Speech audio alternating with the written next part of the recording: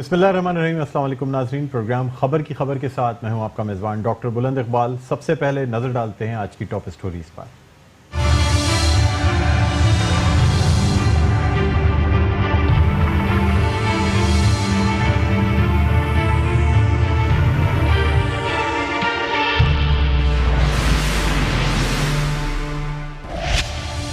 पाकिस्तान में 1 करोड़ घरों की कमी है। 50 लाख घरों का हदफ इंतहाई मुश्किल चैलेंज है। घरों के मंसूबे में मुश्किलात आएंगी। मंसूबा अप्रैल से शुरू करना चाहते हैं। वज़ीर आज़म इमरान खान का बैनुल अक़वामी हाउसिंग कॉन्फ्रेंस से खिताब। MQM पाकिस्तान के अरकान सिंध असम्बली का कराची में टारगेट किलिंग के वाक़यात में इजाफे पर तशवीश का इजहार। अरकान सिंध असम्बली कहते हैं टारगेट किलिंग के वाक़यात को रोकने में सिंध हुकूमत और इंतजामिया नाकाम नजर आती है। उधर डॉक्टर फारूक सत्तार का बिजली और गैस की कीमतों में इजाफा फौरी वापस लेने का मुतालबा। कहते हैं तब्दीली के सिर्फ दावे किए जा रहे हैं, आम आदमी की जिंदगी में कोई तब्दीली नहीं आई। सरकारी स्कूलों के असातिज़ा का प्रेस क्लब के बाहर एहतजाज। शेलिंग और पकड़ धकड़ के बाद मुजाहिरीन मुंतशिर। पुलिस ने 10 मुजाहिरीन को गिरफ्तार कर लिया। शेलिंग के बाइस एक टीचर की हालत गैर। मैट्रिक के इम्तिहानात सबोताश करने की कोशिश की जा रही है। सेक्रेटरी तालीम काजी शाहिद कहते हैं इम्तिहानात के वक्त एहतजाज करना साजिश है।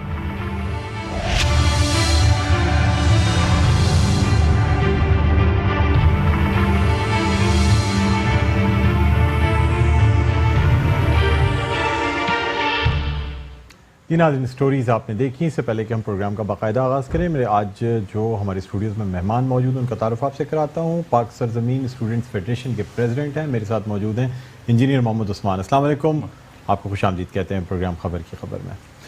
नाज़रीन, सबसे पहले हम बात करना चाहेंगे पाकिस्तान में 1 करोड़ घरों की कमी के हवाले से। और वज़ीर आज़म पाकिस्तान इमरान खान का ये कहना है कि इसमें से 50 लाख घर जो हैं वो पहले तामीर किए जाएंगे। हदफ बहुत मुश्किल है, अप्रैल से काम शुरू किया जाएगा। और अब ये कहा जा रहा है कि मतलब चाहे मंजिल मुश्किल सही लेकिन नामुमकिन नहीं है, इसलिए इस पर काम किया जाएगा।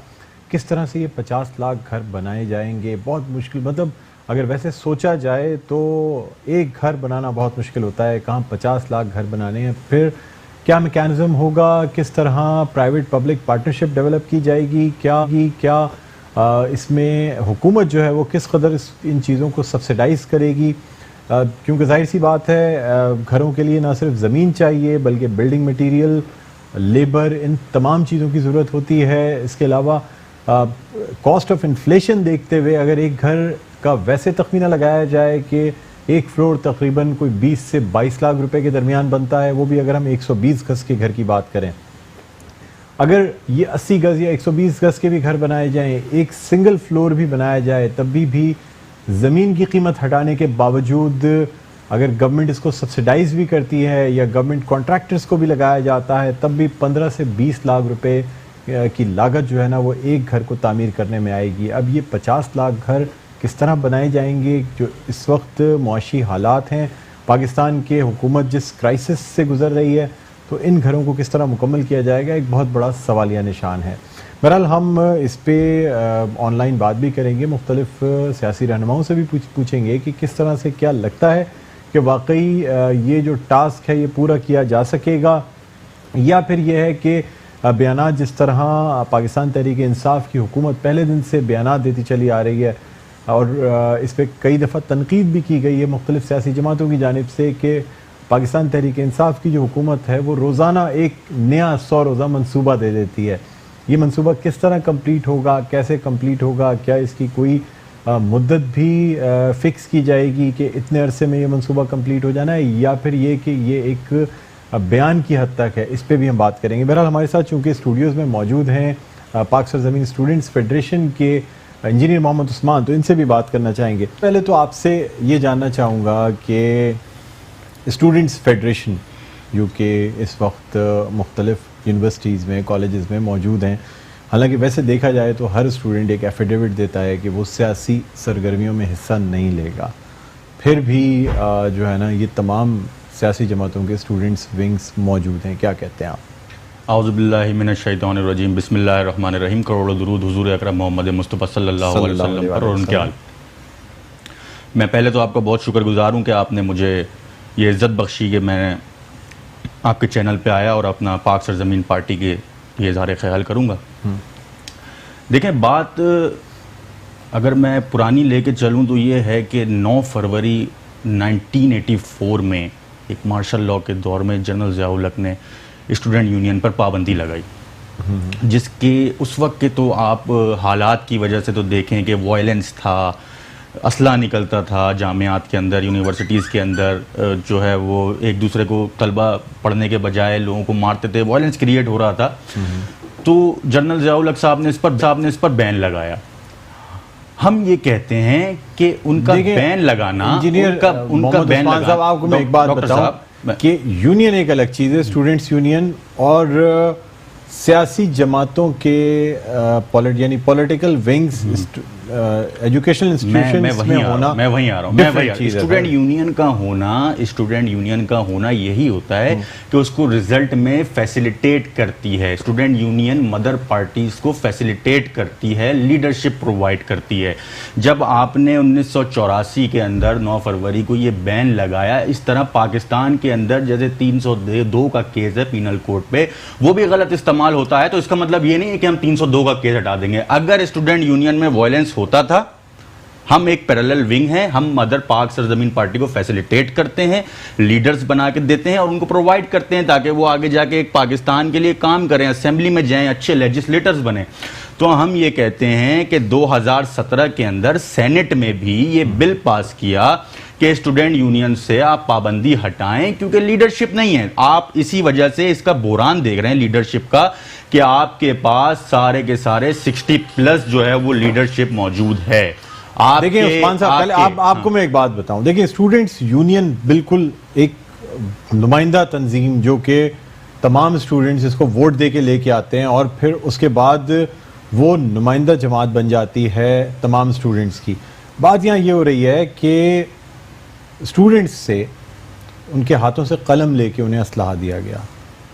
आपका ताल्लुक़ पहले जमात से भी रहा है, ठीक है, यानी मतलब इस्लामी जमीयत तलबा से भी रहा है, जो विंग है, ठीक है।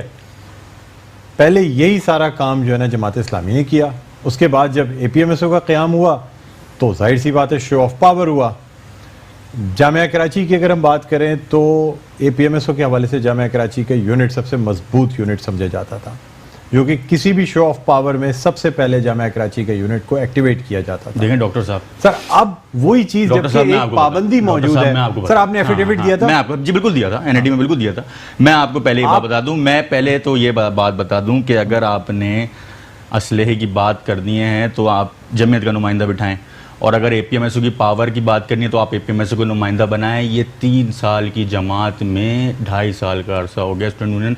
आप मुझे बताइए कि पाक सरजमीन पार्टी के किसी स्टूडेंट विंग के कारकुन ने, जिम्मेदार ने किसी को असला दिया हो? यार हम इसी असलहे के खिलाफ तो आए हैं, इसी असलहे के सियासत के तो खिलाफ आए हैं। हम तो लीडरशिप प्रोवाइड करेंगे। अगर आप मुझसे, अगर आप शाह महमूद कुरैशी से पाकिस्तान पीपल्स पार्टी का पूछेंगे तो वो आपको यही बोलेंगे कि यार अब तो मैं पाकिस्तान तहरीक इंसाफ में हूँ। तो आप मुझसे 3 साल के अरसे का पूछें कि पाक सरजमीन पार्टी कहाँ थी, कहाँ खड़ी हुई है, और कैसे कराची की पॉलिटिक्स को और हैदराबाद की पॉलिटिक्स, अर्बन एरियाज की पॉलिटिक्स को कैसे फेस कर रही है। साहब देखिए, और आपकी जो पार्टी है ना उसमें तकरीबन जितने लोग इस वक्त मौजूद हैं ओरिजिनेट नहीं हुए, थीम लेके डायरेक्टली घर से अपने उठ के एक चीज लेके वो आगे नहीं चले, बल्कि आपकी पार्टी में तकरीबन जितने लोग हैं वो किसी न किसी पार्टी से कौन सी ऐसी पार्टी टूट के आए हुए हैं। कौन सी ऐसी पार्टी? MKM किससे बनी? एक जो नजरिया नहीं डॉक्टर साहब, MKM किससे बनी थी? MKM जमीयत उलमा पाकिस्तान और जमात इस्लामी के ही लोगों से बनी थी ना। कोई मार्च से तो हमने लोग लेके नहीं आने थे, या मुस्तफा कमाल ने इंतजार तो करना नहीं था कि 30 साल तक जो है वो तमाम जो पार्टी के लोग थे वो मरेंगे होता है। देखें डेमोक्रेटिक के बारे में ये कहा जाता है कि डॉक्टर साहब अगेंस्ट MKM थीम लेके आए। मुझे सवाल कंप्लीट कर लेने थे। आप भी बहुत बड़े लीडर हैं सर, लेकिन एज अ होस्ट मुझे सवाल कंप्लीट कर लेने थे। मुझे आपकी सलाहियतों का अंदाजा आपके बोलने से हो रहा है और आपकी तरबियत भी है माशाल्लाह बोलने की। मैं आपसे ये कह रहा हूँ कि देखें, एक पार्टी का एक अपना मैनिफेस्टो होता है, एक नजरिया होता है जिसके तहत एक पार्टी आती है। सर आपकी पार्टी पे इल्जाम ये है कि आपकी पार्टी सिर्फ एंटी मुत्तहदा नज़रिया लेकर आई, पहली तकरीर जो ठीक है मुस्तफ़ा कमाल साहब ने की वो टोटल सिर्फ कैथारसिस था MQM का। उसके बाद जितनी विकटें गिरती रहीं, जहाँ जहाँ से लोग आते रहे, वो लेफ्ट राइट की पार्टी से, जिसमें मेजर पोर्शन बात को सेकंड करता हूं, ऐसे लोगों का बिल्कुल सही कह रहे हैं, जो कि बिल्कुल सही कह रहे हैं। अब मैं आपको बताऊं कि एक भी कोई भी चीज आपको आर्गुमेंट दलाइल के साथ जो है वो हेल्दी आर्गुमेंट जब आप करते हैं तो कोई एग्जाम्पल देते हैं। कराची के अंदर MQM नुमाइंदा जमात थी, तो जब मुस्तफ़ा कमाल साहब यहाँ के मुकामी हैं तो MQM को ही डेंट मारेंगे, जस्ट लाइक पाकिस्तान तहरीक इंसाफ के चेयरमैन इमरान खान साहब ने हमेशा नवाज लीग को ही डेंट किया है। आप ये बात आप कोई भी उनकी तकरीर उठाएं, नहीं आप उनकी कोई भी तकरीर, तो आप देख लेना सब इल्यूजन ही तो है, सब इल्यूजन। आप ही तो बात कर रहे हैं 50 लाख घर। अब पाकिस्तान तहरीक इंसाफ कहती है कि हम 50 लाख घर बनाएंगे पहले हदफ में, तो जो अभी इतने सारे इन्होंने घर तोड़े हैं कराची के अंदर, ये कहां जाएंगे? पहले इसको तो रेगुलराइज कर देते आप, तो आप 50 लाख घर की तरफ जाते। आपने यहां पे तो लोगों को बेरोजगार कर दिया है, मजाक बनाया हुआ है, आपको कुछ रिसर्च होती नहीं है, सोशल मीडिया पे आपने अपने लोग छोड़े हुए हैं, फेक खबर पहले आफिया सिद्दीकी आ रही होती है, फिर वो आफिया सिद्दीकी साहब जो है प्रेस कॉन्फ्रेंस कर देती हैं, तो मजाक बनाया हुआ है, लोगों को पागल बनाया हुआ है। यहाँ पढ़े लिखे लोग रहते हैं। 50 लाख। एक सवाल कर लेता हूँ, मुझे आप ये बता दें कि आप इमरान खान की बात कर रहे हैं कि सारे लोग इधर उधर से आए, डॉक्टर आरिफ अलवी कौन सी पार्टी से आए, इमरान इस्माइल कौन सी पार्टी से आए, शीरी मजारी कौन सी पार्टी से आई, तमाम जो टॉप के लोग हैं, जितने इसके अलावा जितने लोग आए, मैं डिफेंड नहीं कर रहा है इमरान, तो मैं भी आपको बताता हूँ ना, लेकिन मैं आपको ये बता रहा हूँ कि इनकी जो कोर पार्टी, मेरी पार्टी के नाम, पार्टी के लोगों के नाम भी याद करें। मेंबर नेशनल काउंसिल में हमारे 80% न्यूट्रल नए लोग हैं, हसान साबिर, एडवोकेट सूफिया सईद, ऐसे में हजार आपको नाम गिनवा सकता हूं जो पाक सरजमीन पार्टी में मौजूद हैं। और पाक सरजमीन पार्टी के कराची में जो कैंडिडेट्स थे वो 70% न्यूट्रल हैं। अगर आप बोलेंगे तो मैं शो के बाद आपको अपनी रिसर्च वर्क भी दूंगा। देखिए सिर्फ आप पाक सरजमीन पार्टी, मैं देखिए ये शो चल रहा है और ये चीज 3 साल से क्लियर नहीं हो पाई, और ये आज आप मेट्रो 1 के तवस्सुस से और आपके तवस्सुस से ये चीज क्लियर करूंगा कि PTI के ऊपर ये इल्जाम क्यों नहीं लगता कि वो मुस्लिम लीग काफ का फैक्शन है, वो मुस्लिम लीग नून के टूटे हुए लोगों का फैक्शन है, वो पाकिस्तान पीपल्स पार्टी के टूटे हुए लोगों का फैक्शन है। ये इल्जाम क्यों नहीं लगता इनके ऊपर? वजह ये है, क्यों नहीं लगा कि जमात इस्लामी का फैक्शन थे, JUP जमीयत उलमा पाकिस्तान नूरानी साहब का ग्रुप था उसका फैक्शन थे, सुन्नी तहरीक का फैक्शन थे। सिर्फ पाक से हम उन लोगों को मारेंगे थोड़ी आप MQM से जो लोग आए हैं, हुकूमती जमातें मौजूद हैं, MQM का लॉ मिनिस्टर मौजूद है, अगर जो पाक से पार्टी में जो क्रिमिनल लोग हैं उनको ले जाएं, हमने तो मना नहीं किया। अगर बल्दिया फैक्ट्री का भी केस है तो ले जाएं। आप एक्सेप्ट करते हैं कि पाक से जमीन पार्टी में क्रिमिनल लोग हैं? बिल्कुल, अगर है हुकूमत को, मैं हुकूमत को तंज कर रहा हूं, ये हुकूमत को तंज कर रहा हूं, और ये आप अपने प्लेटफॉर्म से बताएं भी हुकूमत को, और अगर आपको पता है उन क्रिमिनलों के नाम तो आप ऑनलाइन बताएं, ताकि गवर्नमेंट भी इस बात को जो है वो इंडोर्स करे और फिर हुकूमत फैसला करे कि ये इन क्रिमिनल्स का करना क्या है। आपका कोई विंग सेंट्रल जेल में चलता है जो बाकायदा जो लोग अंदर मौजूद हैं उनको बाकायदा फैसिलिटेट करा के बाहर ला के पार्टी में ज्वाइन कराया जाता है? सर मैं आपको चीजें बताऊंगा, अभी एक छोटा सा वक्फा लेते हैं, वक्फे के बाद कंप्लीट करेंगे। जवाब यही का देखते रहिए प्रोग्राम खबर की खबर। जी व्यूअर्स, वेलकम बैक। आप देख रहे हैं प्रोग्राम खबर की खबर। मैं हूं आपका मेज़बान डॉक्टर बुलंद इकबाल। मेरे साथ मौजूद हैं पाक सरजमीन स्टूडेंट्स फेडरेशन PSSF के सदर इंजीनियर मोहम्मद उस्मान साहब। ब्रेक पे जाने से पहले मैंने आपसे सवाल किया था कि क्या आपका कोई विंग सेंट्रल जेल में काम करता है जो कि बाकायदा वो लोग जो कि मुख्तलिफ दफात में इस वक्त अंडर ट्रायल हैं या कन्विक्टेड हैं, उनको बाकायदा कन्विंस किया जाता है, उनके लिए मुलाकातें आसान कराई जाती हैं, उसके बाद उनसे ही कहा जाता है कि अगर आपको हम अपने एडवोकेट के पूरे पैनल से आपको हम ज़मानत दिला देते हैं तो क्या आप हमारी पार्टी ज्वाइन कर लेंगे? सर मतलब जब मैं आपसे ये बात कर रहा हूँ तो और इतने वसूख के साथ कर रहा हूँ तो मेरे पास भी कुछ सोर्सेज ऐसी होंगी जो मैंने आपकी बात की है। जिस सोर्सेज ने आपको बताया है, जिस सोर्सेज ने आपको बताया, हो सकता है वो कोई हसास इदारे भी हों, तो मेरे ख्याल से इस पे गवर्नमेंट को एक्शन करना चाहिए अगर ऐसा कुछ है। नहीं सर, ये कानून के लिहाज से मतलब देखिए इस पे एक्शन लेने की बात इसलिए नहीं बनती, बैक डोर पे अगर आप देने की कोशिश हो रही है और दिए जा रहे हैं तो मैं तो कहता हूं आप इसके बाद जो अगला जो शो करें वो पूरा इसके ऊपर करें। और कोई एनआरओ नहीं है, पूरे बैकडोर पे एनआरओ कहते हैं ना इसको ऑफिशियल एनआरओ नहीं कहते, इसको बैकडोर पे एनआरओ कहते हैं। हमारे ऊपर इल्जाम यही लगाया गया कि आप लोग बैकडोर पे एनआरओ देते हैं। तो हम तो सवाल ये करते हैं कि जो लोग उनको गंदा कर, हम तो ड्राई क्लीन है ना, हम तो ड्राई क्लीन थे, तो जो लोग उनको नहीं, हमें कहते हैं ना, अगर परसेप्शन, आपने क्रिमिनल विंग की बात की, तो हम तो कहते हैं जिन्होंने उनको गंदा किया, जो उन्होंने उनको गंदा किया, पहले वो कब पकड़े जाएंगे? उस्मान साहब, मैंने रावणवार का फैसला कब होगा? लीगल सपोर्ट विंग है, सब होता है, सब होता है, ये सब होता है, जो कि बाकायदा ये हर चीज में होता है। आपके इदारे इसमें जो है वो आते हैं, बात करते हैं, इदारों के साथ बैठ के बात करते हैं, और अगर मुस्तफ़ा कमाल साहब ने ये चीज़ की है तो बेहतरीन चीज़ की है, इसमें कौन सी बात है? जो लोग ये नारा लगाते थे कि महाजनों को छुड़वाएंगे, महाजनों को छुड़वाएंगे, महाजनों को हुकूक दिलवाएंगे, उन्होंने तो महाजनों को बंद करवाया उनसे गलत काम करवा के। अगर हम आके छुड़वा रहे हैं, और अगर जिसको छुड़वा के हम लाए, और अगर वो पाक से ज़मीन पार्टी में काम कर रहा है, तो उसने 3 साल के अरसे में अगर कोई गलत काम किया है तो आप उसको पकड़ें, खुद हम ठूसेंगे उसको अंदर, अगर वो 3 साल के अरसे में काम करेंगे। हमारा तो काम ही यही है कि डेमोक्रेसी को जो है वो बिल्कुल क्लियर करना है, प्रिवेल करना है। ये बात आप मानते हैं कि जो आमरीत है, जमहूरियत के अंदर जो आमरीत क्रिएट हो चुकी है, डिक्टेटरशिप, वो कराची से हमने माहौल खत्म करना है। हमने यहाँ पे सिंधी को भी पॉलिटिक्स करने की इजाजत देनी है, यहाँ पे पख्तून भी पॉलिटिक्स कर सकता है, यहाँ पे पंजाबी भी पॉलिटिक्स कर सकता है, यहाँ पे महाजिर भी पॉलिटिक्स कर सकता है। ठीक है, अब मैं अगर इजाजत दे तो मैं आपसे सवाल कर लूँ। मैं आपसे ये कह रहा हूँ कि आप इस बात को मान रहे हैं कि यानी सेंट्रल जेल में मुलाकात के लिए अगर मुलाकात फॉर्म के ऊपर PSP लिख दिया जाए, जहाँ मुलाकात की जाती है, तो फिर 10 मिनट में कैदी से मुलाकात हो जाती है? तो आपकी हुई है? कोई ताल्लुकात थे आपके? कुछ छुड़वाया? तो जाना आना रहता है, जाहिर सी बात है। छुड़वाया? नहीं, छुड़वाया नहीं है मैंने। PSP के ये चीजें मैंने अपनी आंखों से देखी है। तो आप भाई सबूत के साथ देना, ऐसे तो हवा में तो कुछ भी मैं बोल दूं, ऐसे तो हवा की तरह कुछ भी मैं बोल दूं यार, आप तो कल को बोलेंगे तो मैं भी मौजूद था वहां पे, ऐसा नहीं है ना। नहीं, बाकायदा लीगल, आपका एक लीगल विंग है जो लीगल सपोर्ट देता है, ये बाकायदा काम करता है, जो कि हर पॉलिटिकल पार्टी के अंदर डिपार्टमेंट्स मौजूद होते हैं, वो अपना काम कर रहे होते हैं। आपसे मजीद गुफ्तगू करते हैं। अभी हम ये पाकिस्तान में जो 1 करोड़ घरों की कमी के हवाले से बात की गई है, बयान ने जो बयान दिया है, इस हवाले से हम हुमायूं मंदोखेल साहब से बात करना चाहेंगे, पाकिस्तान तहरीक इंसाफ के रहनुमा। हम इनसे जानना चाहेंगे क्या कहते हैं इस हवाले से। जी अस्सलाम वालेकुम हुमायूं मंदोखेल साहब, आप मेरी आवाज़ सुन सकते हैं? जी जी बिल्कुल, वालेकुम सलाम। जी सर, ये बताइएगा कि ये 1 करोड़ घर और फिर 50 लाख घरों की जो बात की गई है, क्या इस पे कोई बजटिंग की गई है, कोई मंसूबा बनाया गया है?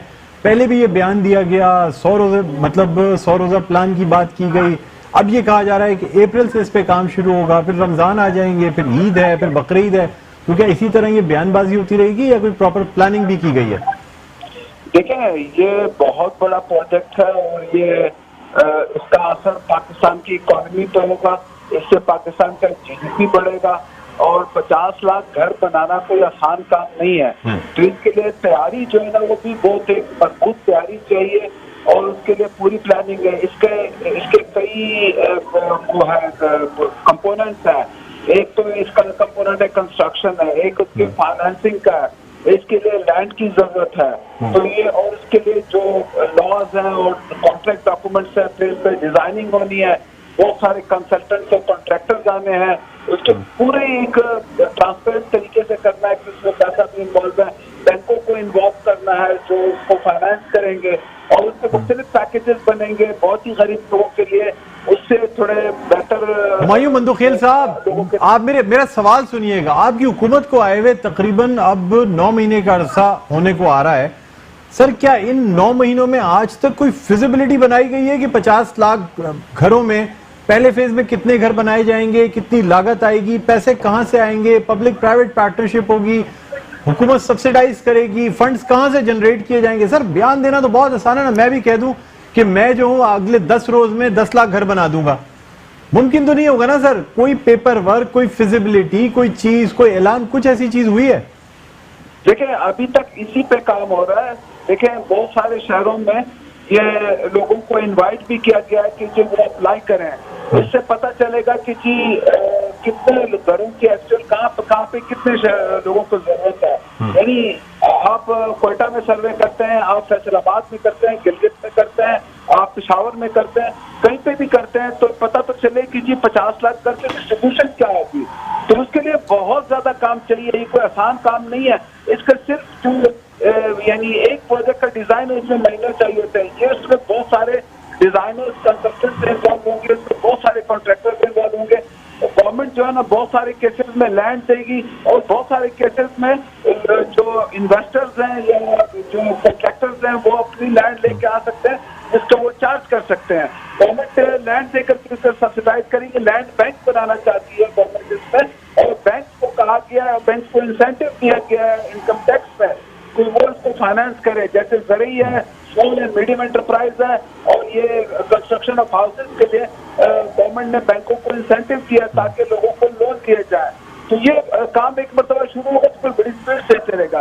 जैसे कि आपने देखा कि जो KPK में पिछले हुकूमत में बिलियन ट्री सुनामी जो था उसमें पहले 2 साल में कोई इतनी खास पेशरफ्त नहीं हुई, लेकिन अगले 3 साल में बहुत ज्यादा पेशरफ्त हुई है।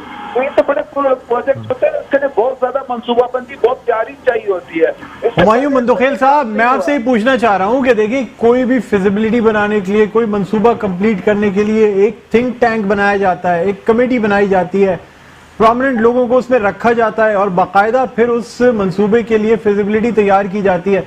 सर, कोई कमेटी, कोई थिंक टैंक, कोई एक्सपर्ट्स का पैनल, कोई चीज, कोई कंसल्टेंट यानी कोई कंसल्टेंसी फर्म, कोई चीज हायर हुई है? 9 महीने का अरसा बहुत बड़ा अरसा होता है। सर, पहली तकरीर में जो बात की गई, आज फिर वहीं से सिफर से शुरू किया जा रहा है कि जी अप्रैल में इस पे काम शुरू किया जाएगा।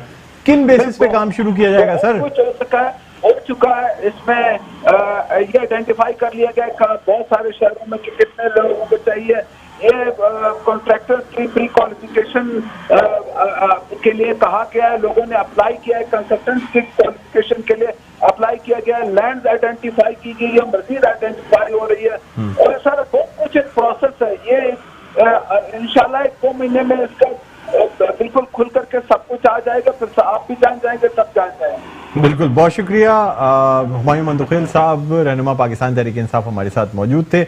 और अब देखना यही होगा कि जिस तरह से मतलब ऐलान करना तो बहुत आसान काम होता है, मैं भी ऐलान कर सकता हूँ, कुछ भी कह सकता हूँ, लेकिन उस पर अमल दरामद के लिए क्या स्टेप्स किए गए हैं? बदकिस्मती से अब तक घरों की तामीर के हवाले से कोई स्टेप्स हुकूमत की तरफ से खातिर ख्वाह नज़र नहीं आ रहा है। बहरहाल नाज़रीन, अब कुछ हम बात करना चाहेंगे सरकारी स्कूलों के असातिज़ा की जानिब से जो प्रेस क्लब पे एहतजाज किया गया, फिर लाठीचार्ज शेलिंग का सिलसिला चलता रहा, एक जो टीचर है उसकी हालत काफ़ी गैर भी हुई, ज़ख्मी भी हुआ एक टीचर, और इसी हवाले से हम गुफ्तगू करना चाहेंगे जो गस्टा, जो कि गवर्नमेंट स्कूल्स की जो टीचर्स एसोसिएशन है गस्टा, उसकी प्रेसिडेंट हैं अशरफ खासखली साहब। इनसे हम कोशिश कर रहे हैं कि रब्ता करें और इनसे हम जानें कि आखिर क्या मुतालबात हैं। मैट्रिक के इम्तिहान मतलब पहले ही मैट्रिक के इम्तिहान जो है ना वो 1 हफ़्ता आगे कर दिए गए हैं, और इस वक्त इस नाजुक मोड़ के ऊपर जिस वक्त तालिब इल्मों का इम्तिहान होना है, उस वक्त ये हड़ताल होना, ये तमाम चीज़ें होना, सेक्रेटरी तालीम की तरफ से ये कहा जा रहा है कि ये दरअसल ब्लैकमेलिंग की एक कोशिश है और इसका मकसद जो है ना वो सिर्फ मैट्रिक के सालाना इम्तिहानात को सबोताश करना है। और ये भी देखना होगा कि क्या मतलब जो मुतालबात हैं, अगर कोई ऐसे जायज़ मुतालबात हैं तो फिर उन पर मुज़ाकरात क्यों नहीं किए जा रहे हैं या फिर बातचीत क्यों नहीं की जा रही। इसी वजह से हम इंजीनियर मोहम्मद उस्मान से भी बात करना चाहेंगे। क्या कहते हैं सर आप, ये सरकारी असातिज़ा की जानिब से जो एहतजाज किया जा रहा है, ख़ास तौर पे क्लब पे एहतजाज किया गया, लाठी चार्ज, फिर ये तमाम चीज़ें हुई, क्या कहते हैं आप? थोड़ा सा मैं उसका मंदोखेल साहब को एक जवाब पाकिस्तान तहरीक इंसाफ में एक मैं हदीस में बता दूंगा। जब ये इनकी हुकूमत आई थी, जब भी मैंने ये मुतादिद टेलीविज़न शोज़ पे जो है वो ये हदीस बताई थी, तो सही मुस्लिम की हदीस है। अब्दुर्रहमान बिन समरा रज़ी अल्लाह तआला अन्हु से रिवायत है कि रसूल अकरम मोहम्मद मुस्तफ़ा सल्लल्लाहु अलैहि वसल्लम ने फरमाया कि ए अब्दुर्रहमान, मत कर दरख्वास्त हुकूमत या ओहदे की, अगर मांग के मिलेगा तो अल्लाह तेरी मदद नहीं करेगा, और तुझे बिन मांगे मिल जाए तो अल्लाह तेरी मदद करेगा। तो आप इसका मुतरादिफ ढूंढ लें, जब अल्लाह मदद नहीं करता तो शैतान मदद करता है। तो आपको पता है 2018 के इलेक्शन में पाकिस्तान तहरीक इंसाफ ने किससे मांग के हुकूमत ली है? तो ये इमरान खान के जितने भी अच्छे प्लान हों दिमाग में, इनके बुजुर्ग के जितने भी अच्छे हों प्लान, मैं ये आज ये आपकी मीडिया पर बैठ के ये कह रहा हूँ कि ये पाया तकमील तक पहुँच ही नहीं सकते, क्योंकि ये इस हदीस की मुखालफत हो जाएगी। और वो वाली बात भी है कि जैसे लोग होंगे वैसे हुक्मरान होंगे।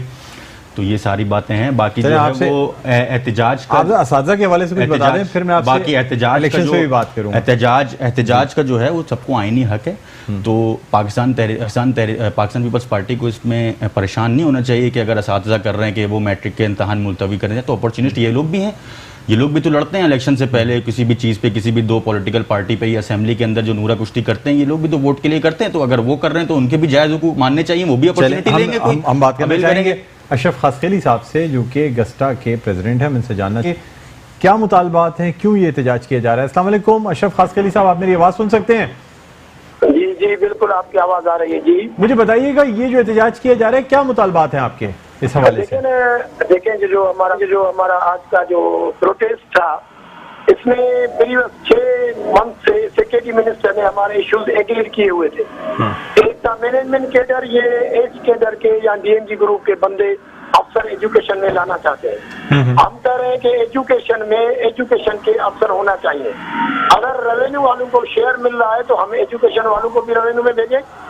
और हमारे फाइनेंशियल बेनिफिट थे टाइम स्केल के, तो एक 20 ग्रेड का HSC के लिए और JSC के लिए 17 का, तो ये प्रिंसिपल एग्रीड, इसका नोटिफिकेशन जारी नहीं हुआ। जो कॉन्ट्रैक्ट एम्प्लॉइज इन्होंने अपॉइंटमेंट किए हैं, तो हम कह रहे थे तो इनकी seniority date of joining count करें। 2012 में अपॉइंटमेंट हुई, 2012 वाली। पूरी सिंध में सैलरी चल रही है, कराची के साथ 4 डिस्ट्रिक्ट और हैं, वहाँ उनको सैलरी नहीं मिल रही है। हमारे ये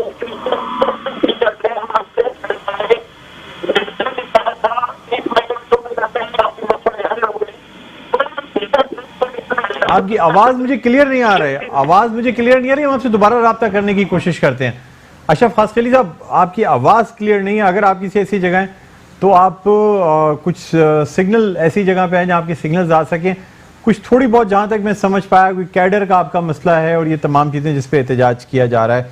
और इसी हवाले से ये भी बताना आपको चाहेंगे, एक और स्टोरी जो आज के प्रोग्राम में मैं शामिल करना चाह रहा था कि MQM पाकिस्तान के अरकान सिंध असम्बली का कराची में टारगेट किलिंग के वाक़यात पर जो है वो इज़हार तशवीश हुआ है बहुत ज़्यादा। और अरकान सिंध असम्बली ये कहते हैं कि टारगेट किलिंग के वाक़यात को रोकने में सिंध हुकूमत और इंतज़ामिया मुकम्मल तौर पर नाकाम नज़र आती है।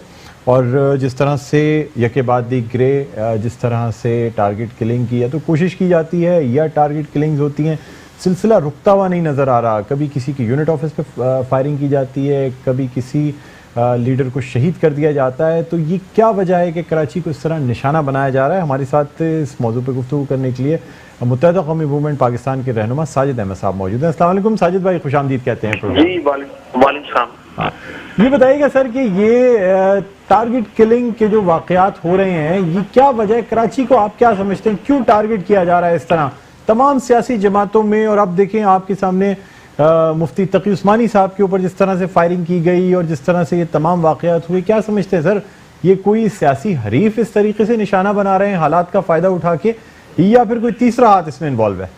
बिस्मिल्लाहिर्रहमानिर्रहीम, अस्सलाम वालेकुम। अच्छा, बिल्कुल अभी गुज़श्ता दिनों तकी उस्मानी साहब का वाक़या कराची के अंदर हुआ है और अल्लाह ने उनको महफूज रखा। अच्छा, इससे पहले आपको याद होगा कि गुलिस्तान जौहर के अंदर MQM के वो अपना मिलाद का एक प्रोग्राम था, उसके अंदर बम ब्लास्ट हुआ। अच्छा, फिर MQM के यूनिट ऑफिस पे जो UC ऑफिस है उस पर MQM कारकुन को शहीद किया गया। अच्छा, ये तसल्सल के साथ वाक़यात कराची के अंदर हो रहे हैं। फिर कभी कराची में जो हम कुछ चीजें देखने में आती है, कभी स्विच ऑन ऑफ, कभी इसमें तेजी आ जाती है और कभी एकदम चीजें रुक जाती हैं।